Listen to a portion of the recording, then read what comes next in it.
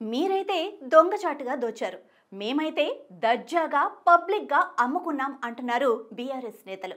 తెలంగాణలో భూముల అమ్మకాలు కొత్త కాదని, తమ ప్రభుత్వం కూడా భూములను వేలం వేసిందని బీఆర్ఎస్ రాజ్యసభ ఎంపీలు కేఆర్ సురేష్ రెడ్డి, వద్దిరాజు రవిచంద్ర అన్నారు. అయితే అప్పుడు పబ్లిక్గా చెప్పి ఆ భూములను విక్రయించామని, కానీ ప్రస్తుత కాంగ్రెస్ ప్రభుత్వం అక్రమంగా లాక్కునే ప్రయత్నం చేస్తోందని మండిపడ్డారు. హెచ్సియు భూముల్లో రాష్ట్ర సర్కార్ విధ్వంసానికి పాల్పడిందన్నారు. విద్యార్థులు చేసిన పోరాటానికి ఫలితమే సుప్రీంకోర్టు ఆదేశాలని ఎంపీలు పేర్కొన్నారు. హెచ్సియు వర్సిటీకి చెందిన 400 ఎకరాల్లో పార్కును అభివృద్ధి చేస్తామని గతంలో కేటీఆర్ చెప్పారన్నారు. కాంగ్రెస్ పార్టీ అధికారికంగా ప్రకటించకుండా ఆ భూములను రియల్ మాఫియాకు కట్టబెట్టాలని కుట్రలు పన్నారని, ఆ భూముల విషయంలో ప్రభుత్వ నిజ స్వరూపం మేమే బయటపెట్టామని చెప్పారు. రాష్ట్రంలో కాంగ్రెస్ ప్రభుత్వం ఒక రియల్ ఎస్టేట్గా వ్యాపారిగా మారిపోయిందని విమర్శిస్తున్నారు బీఆర్ఎస్ నేతలు.